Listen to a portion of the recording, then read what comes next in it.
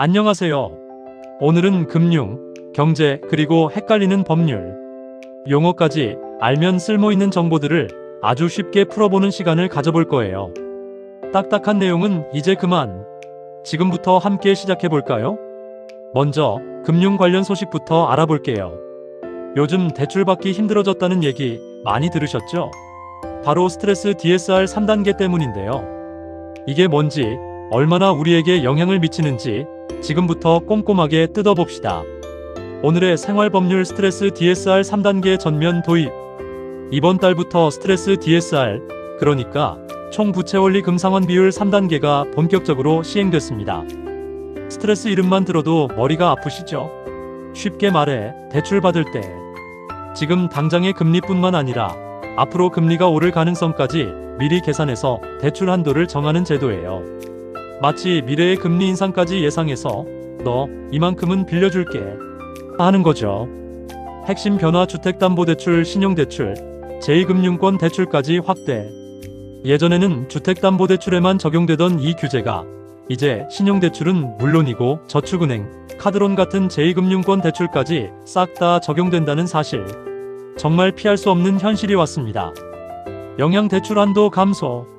소득은 그대로인데 금리 변동폭을 좀 넉넉하게 잡는 바람에 실제로 개인이 빌릴 수 있는 대출 총액이 줄어드는 효과가 있습니다.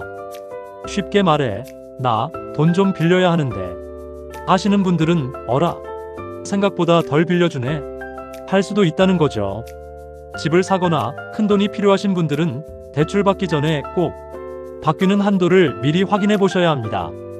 괜히 계획 틀어지면 속상하잖아요. 자, 다음은 돈과 관련된 재미있는 용어 하나 알아볼까요? 오늘의 경제 용어 체리피킹. 최근 합리적인 소비와 얌체 소비 사이에서 논란이 되고 있는 단어, 바로 체리피킹입니다. 체리피킹? 네, 맞아요. 케이크 위에 예쁘게 올려진 체리만 쏙쏙 골라 먹는 것처럼 기업에서 제공하는 상품이나 서비스 중에서 나에게 유리한 혜택만 쏙쏙 챙겨 먹고 실제 매출에는 별 도움을 안 주는 행위를 말해요. 사례 신용카드 체리피커. 예를 들어볼까요? 신용카드의 부가 서비스, 그러니까 할인 혜택, 공항 라운지 무료 이용 같은 것들만 쏙쏙 챙기고 정작 카드 사용 실적은 채우지 않는 사람들이 바로 대표적인 체리피커입니다. 시사점 기업들의 디마케팅 강화. 이런 체리피커들 때문에 요즘 기업들은 혜택, 제공 조건을 점점 더 까다롭게 바꾸는 디마케팅이라는 걸 강화하고 있어요. 혜택을 받으려면 이것도 하고 저것도 해야 하는 거죠.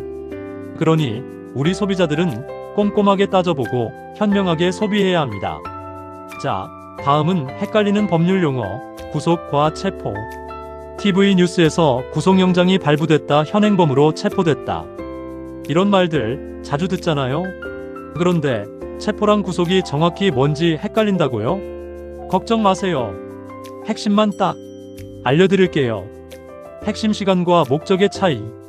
체포는 수사의 시작 단계에서 급하게 일단 잡는 거예요.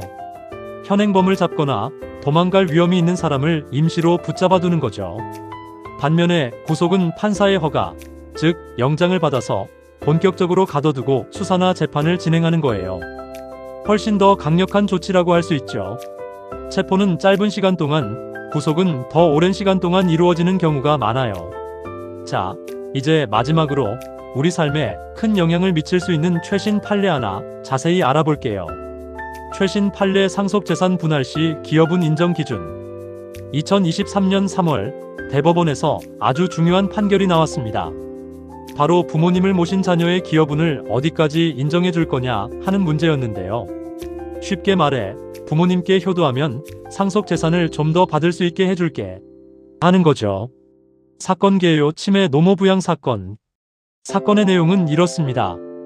형제 중 한 명이 치매에 걸린 어머니를 10년 넘게 홀로 모셨어요. 그런데 어머니가 돌아가신 후 다른 형제들이 똑같이 재산을 나누자 라고 주장한 거죠. 종전 입장 특별한 희생 필요. 예전에는 부모님을 모시는 건 당연한 일이고 통상적인 부모 자식 간의 부양 수준을 넘어서는 아주 특별한 희생이 있어야만 기여분을 인정해줬어요. 너무 깐깐했죠. 변경된 판결 폭넓은 기여분 인정. 하지만 대법원은 생각을 바꿨습니다.